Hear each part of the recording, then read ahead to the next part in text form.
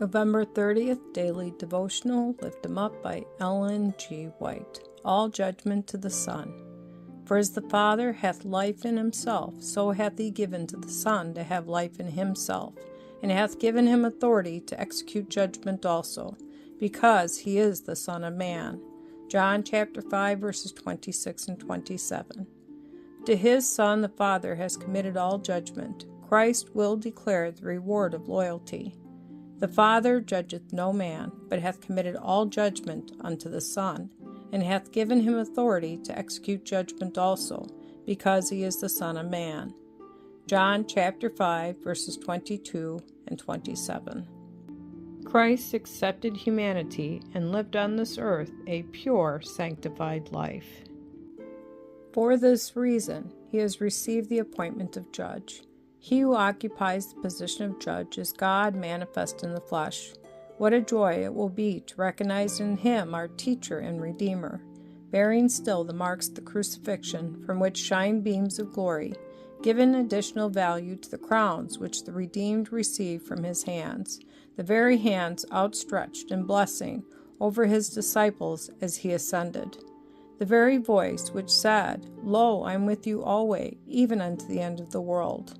Matthew chapter 28, verse 20, bids his ransomed ones welcome to his presence.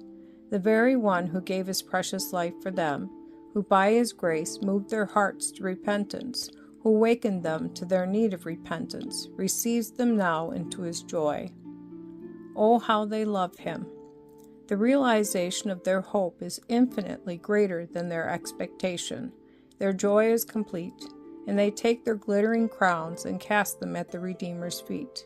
The judgment will be conducted in accordance with the rules God has laid down. By the law which men are now called upon to obey, by which many refuse to accept, all will be judged. As by it character is tested, every man will find his proper place in one of two classes. He will either be holy to the Lord through obedience to his law, or be stained with sin through transgression. He will place the sheep on his right hand and the goats on his left. The men and women will see that their course of action has decided their destiny.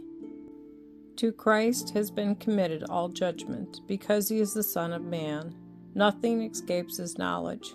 However high the rank and great the power of spiritual apostates, one higher and greater has borne the sin of the whole world.